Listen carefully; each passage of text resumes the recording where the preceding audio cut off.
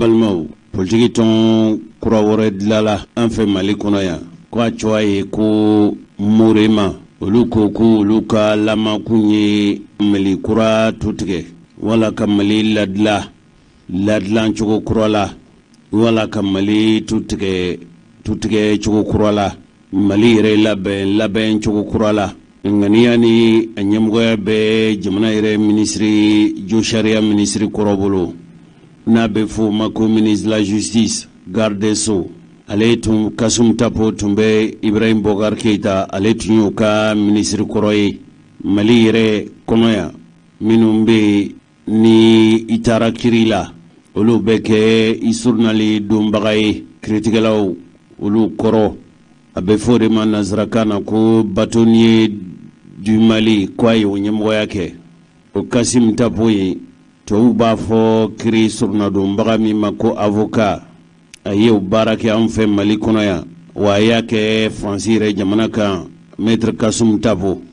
ko ani a bɔɲɔgɔn dɔ n'o ye Salif Sangare ye o Salif Sangare ale fana ye kiri surnadonbaga ye Canada olu ka dugu min bɛ yen n'a bɛ fɔ o ma ko Montréal tɔn in dilali kɛnɛ kan politique tɔn minnu tun bɛ yen a bɛ ɲini ka politique tɔn wala a ka ca ni politique tɔn 20 ɲɔgɔn hakɛ ye ka fara alisamɛw ka fara ɲɔgɔn kan kulu dɔw kan u yɛrɛw ka kuma ye fɛn min ye ko n'i y'a ye k'a fɔ olu ye nin politique tɔn in dilan ko a dabɔkun ye fɛn min ye jamana in bɛ se ka kisi kɔlɔlɔ minnu ni a coronen don kɔlɔlɔ ninnu kɔnɔ faso in bɛ se ka kisi o kɔlɔlɔ ninnu ma cogo min damakasi ani kanbɔli tun kɛra a fɛ kabini marisikalo tile 22 tɛmɛnen Kasum Tapo ani jamanaden dɔw ko u y'u kanbɔ ka ɲini malidenw ka jɛ ka ɲɔgɔn minɛ min b'a to faso in bɛ se ka kisi cogo min a bɛ sirajugu min kan a bɛ se ka kisi ka bɔ sirajugu kan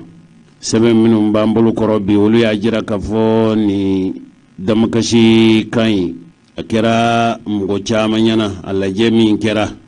a yɛrɛ ka fɔ cogo la furancɛ fanga min ni jamana in kalifalen don o la n'o kɔni dɛsɛra bɛɛ o kɔrɔ ye ko Mali de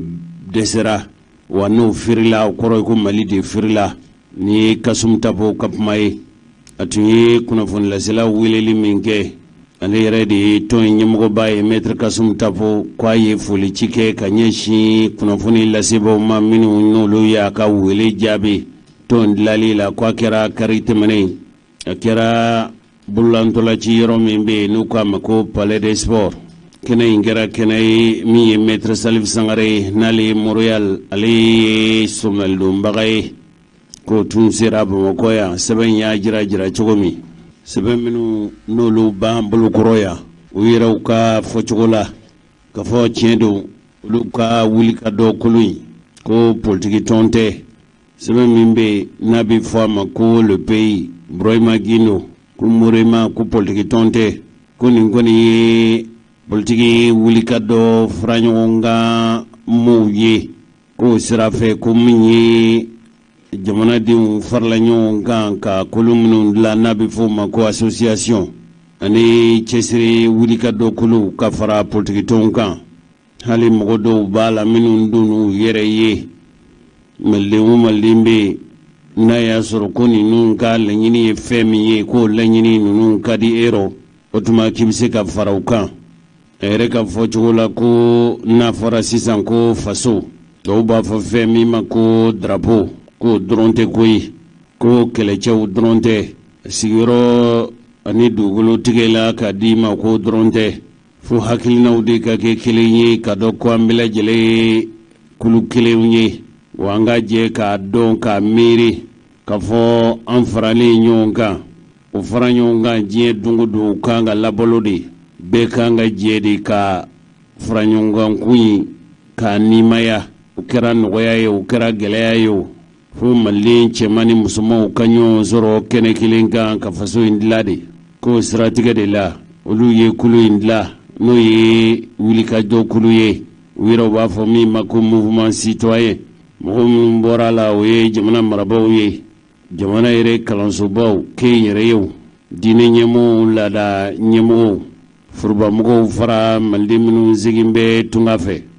k'a ye k'a fɔ diɲɛ don o don gɛlɛya de bɛ gwenge faso da la sira bɛɛ lajɛlen kan kana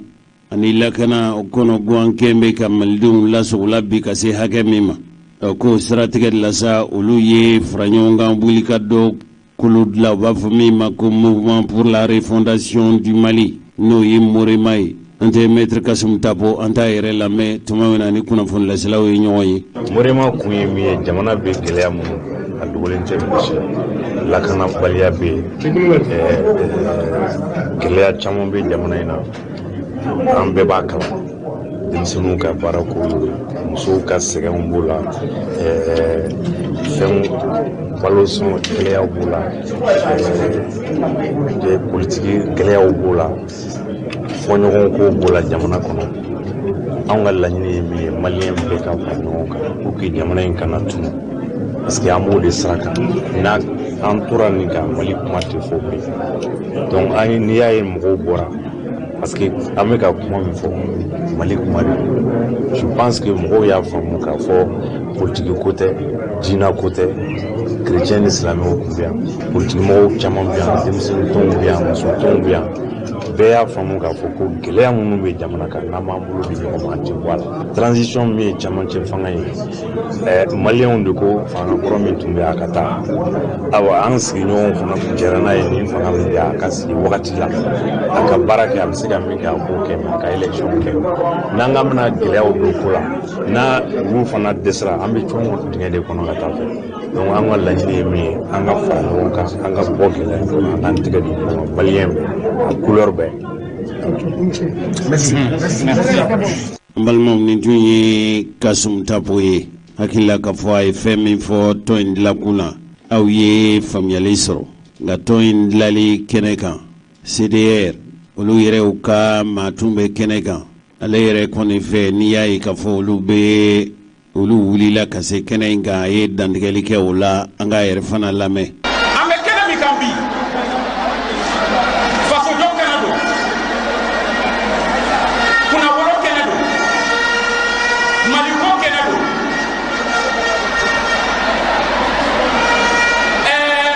le mouvement pour la refondation du Mali le jour où nous avons été approchés au niveau du CDR par maître Kasum Tapo et aussi les rencontres que nous avons eues avec notre imam Chouala Baya, où il y a raisons expliquant les raisons pour lesquelles ils ont jugé nécessaire qu'on mette le mouvement en place. Comme Bella Djeneme Seigneur Abrodon, jamana jɔ kuma bɛ fɔ yɔrɔ yɔrɔ la CDR bɛ o yɔrɔ la an ka combat y'o ye état de droit an b'o kɛlɛ kɛ le respect des libertés an b'o kɛlɛ kɛ fɛn o fɛn b'a yɛrɛ sɔrɔ les acquis de la démocratie olu lafasali an b'o kɛlɛ kɛ o de hukumu kɔnɔ an ka avocat n'o ye Kasum Tapo ye a bɛ dossier min bɛ an ka porte-parole concerné bi o pôle d'avocat o ɲɛmɔgɔ don et quand il nous a approché an y'a fɔ ko problème tɛ a la nous sommes d'office partie intégrante du Morema donc o de hukumu kɔnɔ on se retrouve ici aujourd'hui an ka foli bɛ a ye ani an ka karamɔgɔ n'o ye Chouala ye an ka foli bɛ a fana ye u ye fɛn o fɛn kɛ faso jɔli ko ni sira kan bɛɛ lajɛlen bɛ a dɔn et dans la vie nous sommes complémentaires bi ala y'a kɛ an ka siraw ye ɲɔgɔn sɔrɔ fɛn wɛrɛ kama tɛ mɔgɔ minnu bɛ nin kɔnɔna la Chouala Baya o ye diinɛ sira ye bɛɛ lajɛlen b'a dɔn diinɛ sira fɛ a jɔyɔrɔ ye min ye maître Kasum Tapo politiki sira fɛ bɛɛ lajɛlen bɛ a ka jɔyɔrɔ dɔn politiki sira fɛ jamana nin kɔnɔ a ye fɛn o fɛn kɛ walasa jamana nin bɛ se ka kunbabɔ cogo min bɛɛ bɛ a dɔn min ye CDR fana ka yɔrɔ ye an ka position an ka lutte bɛɛ lajɛlen bɛ a dɔn donc o lutte de hukumu kɔnɔ an ka porte-parole n'o ye Rasbati ye il s'est retrouvé en prison depuis le 21 décembre 2020 an bɛ combat là pour qu'il puisse être libéré nka min ye anw wasa o ye mɔgɔw ye kuma fɛn o fɛn fɔ dossier kan les positions des uns et des autres a ka kɛ maliyɛnw ye a ka kɛ mali kɔfɛ a ka kɛ les organisations internationales des droits de l'homme olu ye fɛn o fɛn fɔ dossier kan a ye anw nimisi wasa mais vous allez vous remarquer que a bɛ wagati dama damani bɔ anw kelen tɛ dossier kɔnɔ nous sommes accompagnés par des conseils n'o ye avocats ye olu mana an bila yɔrɔ min na an bɛ baara kɛ o hukumu de kɔnɔ dossier bɔra cour d'appel la et an kan ka ɲɔgɔn sɔrɔ cour suprême na ni ala sɔnna ma le 19 à venir le 19 avril comme déjà procureur général ye a ye pourvoi kɛ an bɛ ɲɔgɔn sɔrɔ cour suprême na le 19 ni ala sɔnna ma tiɲɛ bɛ bange o yɔrɔ la donc o de kɔnɔ n bɛ bɔ kuma la yan ni foli ye k'a fɔ maliyɛnden bɛɛ lajɛlen ɲɛna c'est le lancement du mouvement et la porte elle est grandement ouverte mɔgɔ mɔgɔ bɛ fɛ k'an rejoindre ni kɛlɛ la faso jɔ kɛlɛ de don an b'a ɲini fo ka na an ka se ka faso kuma bɔ ɲɔgɔn fɛ donc o de tun bɛ ne bolo k'a fɔ merci beaucoup et bonne chance au Mourema. An balimaw cogo min gɛlɛya minnu ko gwɛlɛnba minnu tɛmɛna latigɛra malidenw ni ɲɔgɔn cɛ n'a nana kɛ sabu ye malidenw ka fɔ ɲɔgɔn kɔ ka sabu kɛ jigilatigɛ wale juguw ye tɔɲɔni wale juguw ye hali fali wale juguw kɛ kabili mali ye yɛrɛma hɔrɔnya ta fɔ ka se bi ma jamana in a fanga marali a fanga sigili tuma caman na a ma taa woyo kɔ o woyo senfɛ kɔlɔlɔ taara ka mɔgɔ caman sɛgɛrɛ o de nana kɛ sabu ye ka malidenw kɔdon ɲɔgɔn na kabilaw bɛ kabilaw la olu ni jamana kabila dɔw fɔn bɛ ɲɔgɔn kɔ ka sabu kɛ o gɛlɛya juguw ye mali de ko ka kulu sigi kulu min n'a nazarakan ye commission vérité justice et réconciliation nin ye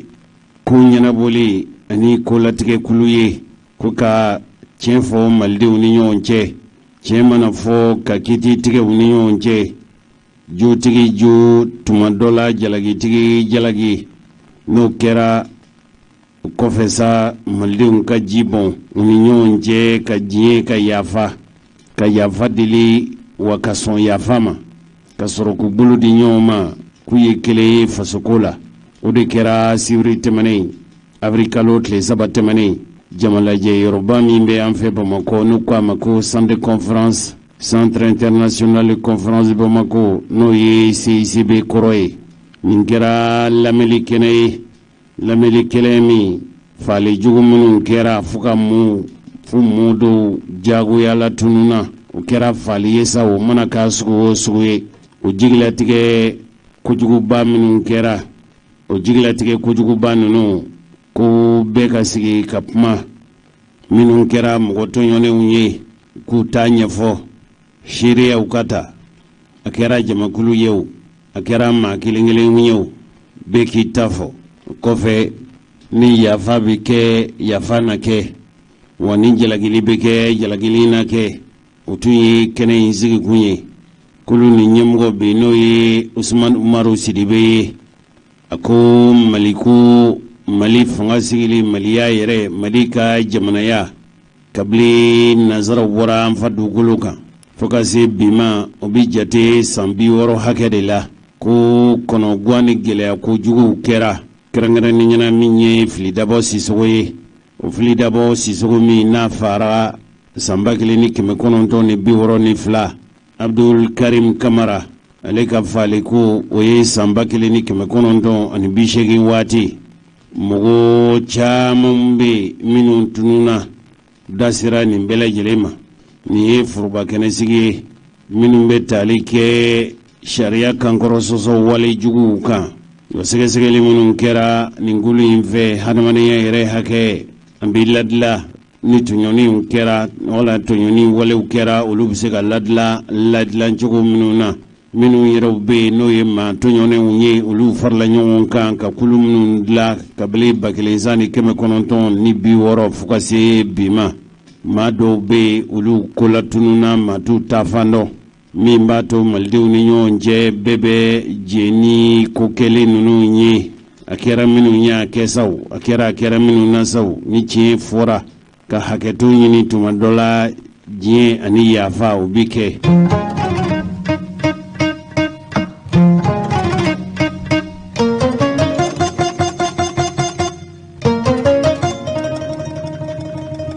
An balimaw, alamisa tɛmɛnen n'o bɛna avril kalo tile fɔlɔ ma, kɛlɛtigɛ wale juguba fila, o kɛlɛtigɛ wale juguba fila a kɛra mɔgɔw fɛ, mɔgɔ minnu tubabuw b'a f'u ma ko terroristiw, k'u kɛlɛtigɛ wale fila taara ka fan dɔ fɛ ka sin Mali soldasiw ma Mopti mara la.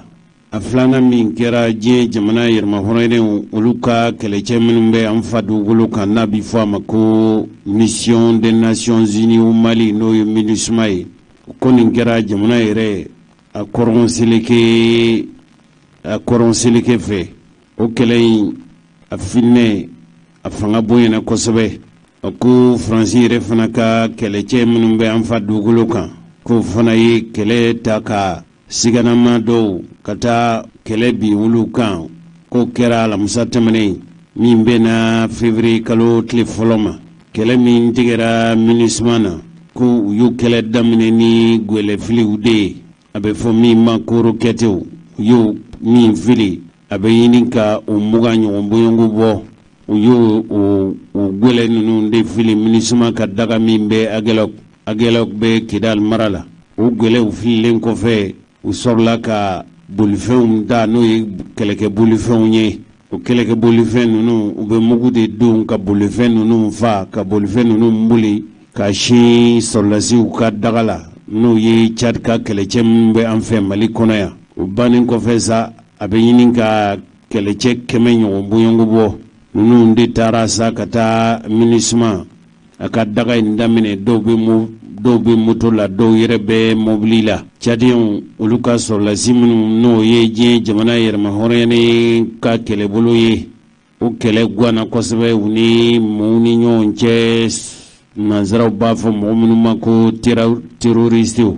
popali wale cɛjugukɛbaw. U ye min kɛ kɛlɛ in na a bɛ ɲini ka lɛrɛ 3 ɲɔgɔn bɔɲɔngo bɔ. O ko Faransi ka pangolu n'o ye kɛlɛkɛ pangolu olu ka kɛlɛbolo min bɛ yen n'o ye Barikani ye olu fana nana ka na Tchad sɔrɔlasiw dɛmɛ. K'o kɛra sabu ye ninnu kɛlɛ tiɲɛn'u bolo, daminɛlikɛla ninnu kɛlɛ tiɲɛn'u bolo sɔrɔla ka boli. O kɔfɛ a kɔlɔlɔ min sera Tchad sɔrɔlasiw ma o ye k'a fɔ sɔrɔlasi cɛ 4 k'olu sara, 20 ɲɔgɔn bɔɲɔngo olu joginna. Nka minnu nana bingani ta ka Tchad sɔrɔlasiw sɛgɛrɛ u ye min fɔ o la o bɛ tɔw b'a fɔ minnu ma ko jihadistiw o b'o maa 20 ɲɔgɔn bɔɲɔngo bɔ. O furancɛ kelen na Jafara bɛ yen, Tɛnɛngun masurunya na n'o bɛ Mopti mara la ko Mali sɔrɔlasiw ka daga min bɛ yen n'o ye kan ye ko fajiri seli waati k'u taara kɛlɛ bin o yɔrɔ fana kan. Mali sɔrɔlasiw ani pereferilatigɛ minnu sɔrɔla ka bɔ a yɔrɔ la ko binganikɛla ninnu laban kɛlɛ tiɲɛn'u bolo k'u bolila. Nka o de senfɛ ko Mali sɔrɔlasi cɛ 3 ko a fɔra k'a fɔ olu fara kɛlɛ senfɛ 15 ɲɔgɔn bɔɲɔngo joginna. O ma joginnen ninnu k'u y'u donni sanakulu na n'o ye hélicoptère ka taa n'u ye furakɛlikɛyɔrɔ. O ni kɛlɛtigɛ wale in senfɛ mɔgɔ minnu taara bi Mali sɔrɔlasiw kan a dɔgɔyalen ye binganikɛla cɛ 10 ɲɔgɔn bɔɲɔngo ye k'olu a fɔra k'a fɔ olu fagara o senfɛ. A ko alamisa tɛmɛnen Faransikaw ka kɛlɛbolo min bɛ yan n'o ye Barikani k'o ye kɛlɛ dɔ tigɛ mɔgɔw la maa minnu a bɛ fɔ olu ma ko terroristiw. U y'o kɛlɛbolo min wele ni sanakolon ye kɛrɛnkɛrɛnnenya ko burudamɛw ka daga dɔ bɛ yen n'o bɛ a bɛ baara kɛrɛfɛ o bɛ Kidal mara la. Kunnafoni jɔnjɔn dɔw sɔrɔla k'a fɔ ko o de senfɛ sa a bɛ fɔ mɔgɔ min ma ko jihadistiw a n'a musow k'olu fagara o senfɛ u denmusonin k'o joginna k'u y'o donni ka taa n'o ye ko ale denmusonin k'o bɛ ka furakɛ. An bɛ don min i n'a fɔ ko bi kibaruya minnu sɔrɔla ka bɔ Faransi ka kɛlɛbolo yɔrɔ o ye k'a fɔ denmusonin kɔni k'a ni tɛna t'o la. U ye cɛ 2 minɛ wa ko nin kibaruya in perepelatigɛ dira faransi yɛrɛ ka kɛlɛbolo ma kɛlɛ min n'o tigɛra gɛlɛw ka ɲɛsin minisuma ma ani min tigɛra jafara be ka ɲɛsin mali sɔrɔlasiw ma minnu y'a kɛ mu kanbɔ fɔlɔ ka fɔ k'olu de y'a kɛbaa ye nka bɛn kɛra kan k'a fɔ nin yɔrɔ fila bɛɛ lajɛlen na minnu ko u ka kɛlɛ kun ye silamɛw jigi ni silamɛya jigi ye ko maa b'a bisigiya k'a fɔ olu de ye nin kɛlɛ ninnu tigɛ wa Usama Ben Laden ka kɛlɛkɛbolo min n'o kɛn bɛ k'an ka jamana ninnu daminɛ bi n'u k'a ma ko AQMI o de b'o kɛlɛtigɛ walejuguw ta k'an ka faso sɛgɛrɛ kibaruya in sɔrɔla ka bɔ sɛbɛn minnu b'an bolo kɔrɔ ani kunnafoni labɛnni ani kunnafoni fasiri lase bondaso minnu bɛ yen olu de ye kibaruya in di jɔnjɔn. Sigaw yɛrɛw ka minisiri min ni tɔgɔ ye ko Florence Parly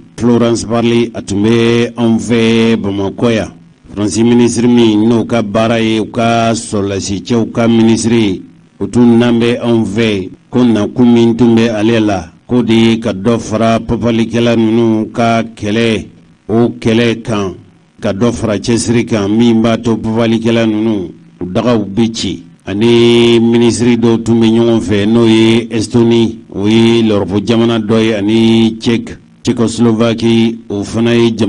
l'Europe jamana ye ninnu u ni Faransi de faralen don ɲɔgɔn kan ka kɛlɛbolo dɔ labɛn n'u k'a ma ko Takuba o Takuba in hali nanzara jamana dɔ bɛ yen n'a bɛ fɔ o ma ko Suède olu fana ka sɔrɔlasiw b'a la ko a fɔra k'a fɔ Itali fana o fana b'a fɛ k'a ka sɔrɔlasicɛw bila ka na ninnu ye l'Europe jamana kɛlɛcɛ kɛrɛnkɛrɛnnenw ye u b'a fɛ ka minnu bila ka na cɛncɛn fuga kɛmɛ ka jamana minnu labɔ n'a bɛ fɔ o ma ko Saheli jamanaw olu yɛrɛw bɛ kɛlɛ la Mali kɔrɔn fɛ k'u ye kɛlɛbolo caman wuli u ni Mali sɔrɔlasiw farala ɲɔgɔn kan ka kɛlɛ caman kɛ ni minisiri saba ninnu u taara u ka kɛlɛcɛw bɛ yɔrɔ min ani kɛlɛ bɛ ka kɛ yɔrɔ min ka taa u yɛrɛw ka sɔrɔdasiw bɛ yɔrɔ min na ka taa u barikada ko u nakun fana ye fɛn min ye o ye k'a fɔ Mali yɛrɛ a jamana cakɛ bondaso minnu bɛ yen n'o ye jamana ka foroba caw ye minnu ta kun ye wala u sigi kun ye jamana kɔnɔ ka ca ani lafiya ta ka malidenw sɛgɛrɛ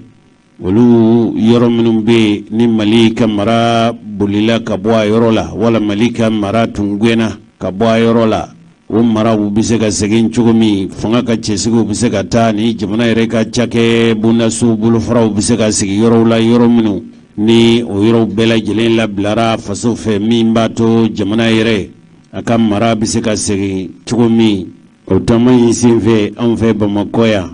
jamana kolatigɛla minnu bɛ yan Faransi ani l'Europe jamana minisiriw u n'u ye ɲɔgɔn ye an yɛrɛ ka furancɛ fanga in ɲɛmɔgɔ n'o ye bandaw ye a n'a ka dankan n'o ye colonel Asimu Koyita ye hali an ka jamana minisiri min sigilen don jamana in lafasali la ka kisi juguw ka mantɔrɔ ma ko o ni olu ye ɲɔgɔn ye a bɛɛ lajɛlen b'a kalama k'a fɔ diɲɛ jamana yɛrɛma hɔrɔnyanenw ka fara ɲɔgɔn kan tɔnbolo fara min bɛ yen n'a bɛ fɔ a ma ko Nations Unies o Nations Unies olu tun taara sɛgɛsɛgɛli kɛ an ka jamana dugu min bɛ yen n'a bɛ fɔ a ma ko Bunti janvier kalo n'o ye ɲinɛ san kalo fɔlɔ ye Faransi ka pankolon dɔw taara ka taa mugu ci mɔgɔ dɔw la a kuma cayalen don bi kosɛbɛ diɲɛ jamana yɛrɛma hɔrɔnyanenw olu de y'u ka sɛgɛsɛgɛli kɛ a yɔrɔ la u ye maaw ci maa minnu ni olu taara sɛgɛsɛgɛli kɛ o de senfɛ a tun fɔra k'a fɔ lajɛ min tun bɛ Bunti ko furusiri de tun don o de senfɛ a dɔgɔyalen jamanaden 19 ye ko Faransi ka sanna kɛlɛkulu ye mugu ci olu la k'u bɛɛ fa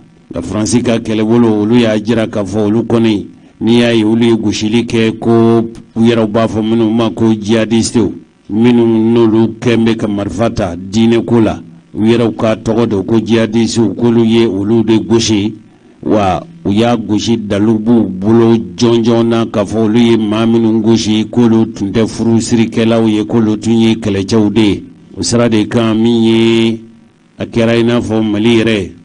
a faamaw olu ni Faransi yɛrɛ kuntigiw u da bɛ file kelen na nin ko la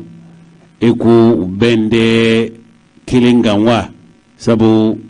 tuma min na barkan ka kɛlɛcɛw u taara bunti sana kulu n'o ye u ka sana kɛlɛ kulu ninnu ye ka taa mugu ci ye. Mali solasiw tun ye dantigɛli kɛ ka jira k'a fɔ Faransikaw y'a fɔ cogo min jaati ko cogo de don, ko u ka kɛlɛ kundi fɛn min ye ko tun ye pɔfɔlikɛla ninnu de kɛlɛli. Min ye Faransi yɛrɛ u ka ministre ye n'o ye u ka kɛlɛcɛw ka ministre ye, a fana nakun ye fɛn min ye o de ye k'a fɔ ko o kuma min fɔra ko ye tiɲɛ ye a yɛrɛ ka fɔ cogo la, ko